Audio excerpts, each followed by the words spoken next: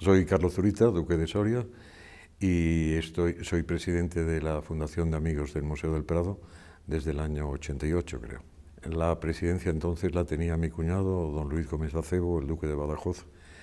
Él enfermó, en ese momento tuvo una leucemia de la que murió, y en todo caso estaba llevando la negociación con el Thyssen en ese momento y le pareció que no era ético estar en los dos sitios al mismo tiempo, y entonces me pidió que asumiera la presidencia si es que el patronato la aceptaba. Esa presidencia me costó aceptarla, en su momento lo estuve meditando durante bastante tiempo, porque yo ejercía mi profesión, la he estado ejerciendo hasta hace 4 años, cuando cumplí 70, y no sabía hasta qué punto disponía del tiempo suficiente. Tenía además en ese momento la educación de 2 hijos y varias tareas también en casa que llevamos entre mi mujer y yo. Y eso hizo que lo pensara bastante, pero finalmente la importancia de la institución, del propio museo, más la personalidad de las 2 personas que hasta entonces la habían llevado, la presidencia de la Fundación de Amigos, que fueron el duque de Badajoz, que ya he citado, y don Emilio Lafuente Ferrari, el magnífico historiador del arte, que además la fundó, me parecía que me obligaban efectivamente a asumir el tema, como hice con mucho gusto.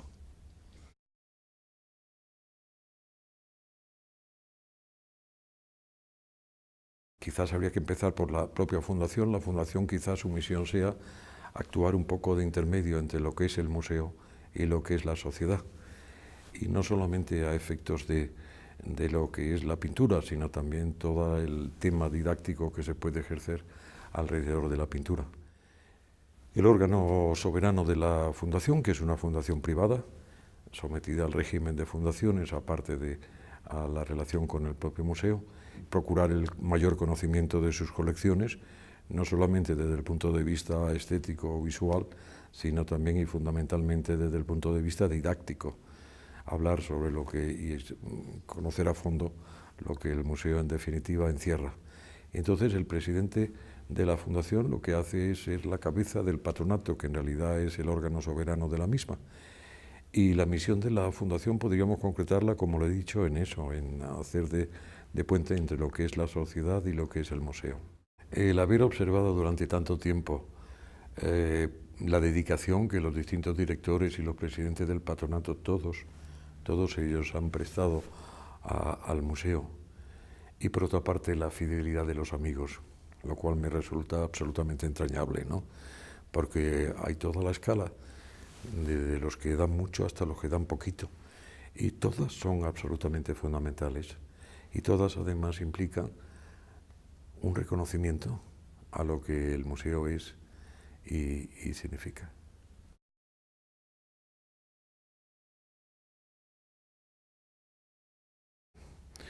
De todos es conocido la del Louvre, ¿no?, que cuenta con tanto tiempo y con tantas personas, pero se limitan fundamentalmente a la compra de cuadros.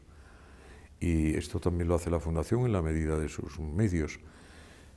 Nosotros somos más pequeños, también el país es más pequeño, pero lo que nunca hemos olvidado y le hemos dado una importancia tremenda no es solamente a la recogida de fondos para el museo, sino a la labor didáctica que se puede hacer con ello. Son innumerables los cursos que hacemos cada año, y empezamos por un curso estrella, que es el de los martes por la tarde, que se afrontó cuando el museo en aquella situación primera no podía todavía afrontar el gasto que significaba traer a los primeros especialistas de cualquier parte del mundo, estuviera donde estuvieran, en Australia o en California. Y es nuestro curso estrella, pero hacemos innumerables cursos. Y yo encuentro que esta labor es muy, muy importante, porque no es solo aportar fondos, que por supuesto siempre hacen falta, sino el conseguir que la gente entienda lo que es el Prado, y que a través de los cursos se vayan formando y vayan entendiendo muy bien el esfuerzo continuado a través de los siglos que significa esa maravillosa colección de pintura.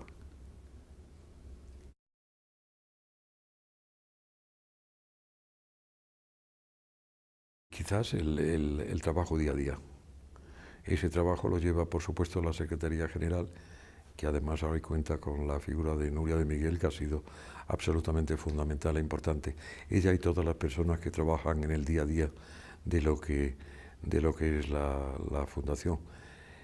Y luego, yo creo que la diferencia fundamental entre la situación que encontramos, que al fin y al cabo era reducida, y la situación actual fue el intentar llegar a las corporaciones, no solamente a las personas, en una a una, que es un trabajo mucho más complicado y mucho más lento, sino llegar a las instituciones. Entonces ideamos llegar, por ejemplo, a las corporaciones académicas, quiero decir, por ejemplo, Colegio de Abogados, Colegio de Médicos, Colegio de Farmacéuticos. Eso permitió la entrada de muchas personas y además con un nivel cultural determinado. No es que sea elitista, pienso que cualquier persona con cualquier nivel puede llegar al Prado y disfrutar inmensamente, pero claro, esto ya aseguraba pues un nivel universitario determinado y que en definitiva ha sido muy positivo y nos ha permitido aumentar el número de miembros hasta los 36.000 y pico que somos hoy. Porque esto no es un trabajo de un día para otro, es un trabajo de un día tras otro día, tras otro día, tras otro día. El mantenerlo yo creo que ha sido la clave fundamental.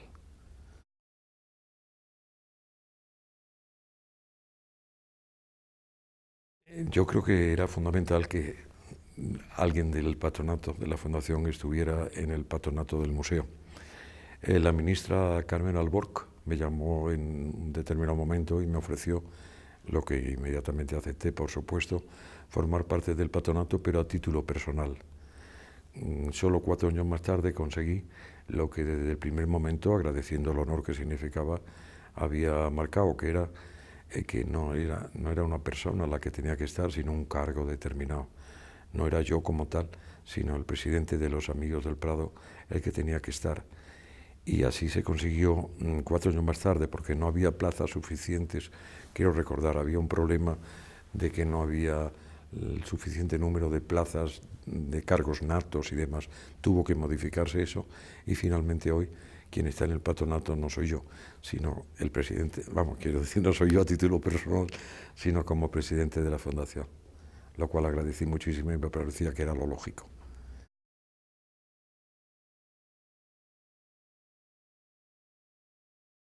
Nosotros somos una fundación privada, como sabe, sujeto por supuesto a la ley de fundaciones y a los controles que hace el organismo que lleva las fundaciones. Pero hemos hecho también un convenio en el cual nos comprometimos en la época de don Plácido Arango, que también desempeñó su patronato, a hacer pues exactamente eso, un convenio en el que además hay una comisión de seguimiento entre lo que es la propia fundación y lo que es el propio museo, que periódicamente 2, 3, 4 veces al año se reúne y ven exactamente lo que estamos recogiendo, cómo lo utilizamos, la cantidad que le damos de acuerdo con ese mismo convenio y nuestras propias cuentas, que aparte de controlarse por la ley de fundaciones, se controla también por el propio patronato y por el propio museo.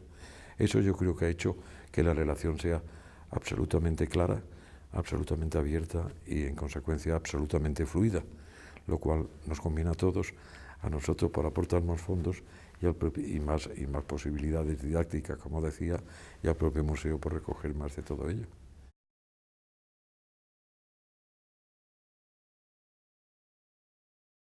Pues muy parecido al que yo encontré cuando tenía 14 años y lo visité por primera vez. Era un museo que efectivamente tenía poco espacio, poca plantilla y poco presupuesto. Ahí estábamos y esa era la realidad que había. Me encontré también una fundación en la misma situación. Teníamos 1.600 miembros, 12 empresas colaboradoras y muy poquitos medios de comunicación que también son fundamentales y que nos ayudan. Y entonces esa es un poco la situación que me encontré, debo decir. Un museo un poquito en bandillas. Había mantenido una estructura muy parecida al del momento fundacional y poco más, y poco más.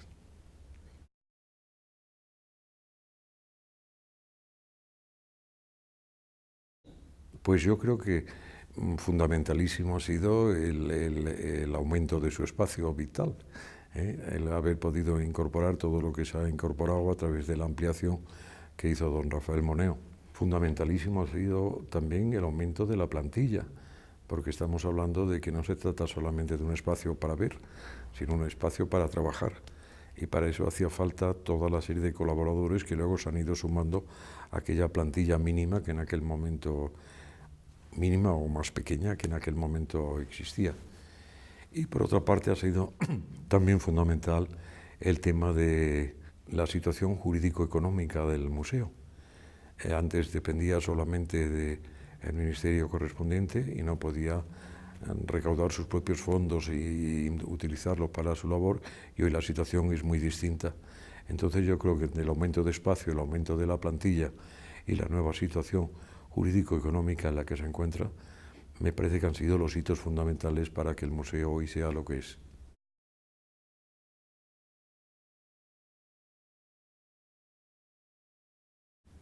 Recuerdo a todos, y debo decir que con afecto y con cariño, porque todos creo que han dado lo mejor de sí mismos dentro de sus posibilidades para lo que el museo necesitaba.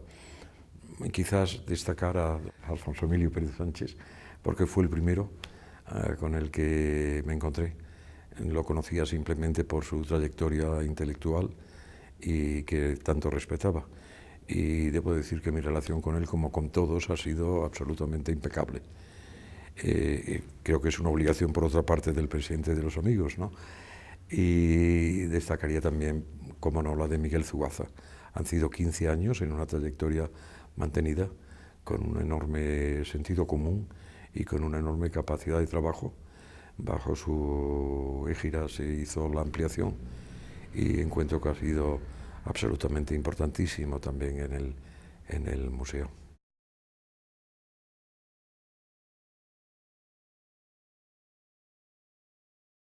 Yo creo que el museo es algo fundamental en nuestra historia. Azaña creo que en un momento determinado dijo: el Museo del Prado es más importante que la monarquía y que la república, las dos solas, las dos juntas.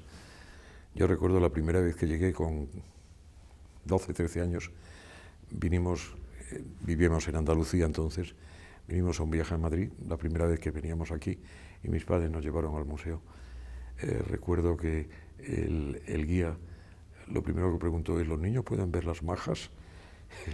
Y cuando mi padre dijo por supuesto, se volvió hacia él y le dijo: ¿la desnuda también?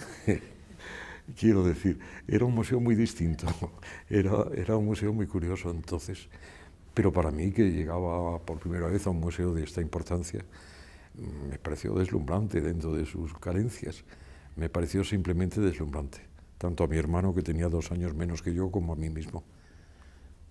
Le agradezco siempre a mis padres que nos inculcaran el respeto a lo que es el arte, lo mismo que nos inculcaran la afición a leer, que también creo que no está muy lejana y que también es fundamental, ¿no?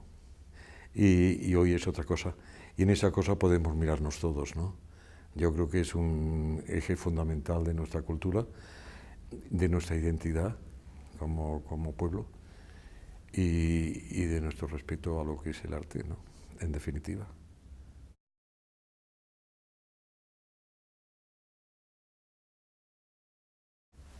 Si tuviera que destacar algo pues, lo que todo el mundo destaca, ¿no? Velázquez, Goya y el Greco, ¿no?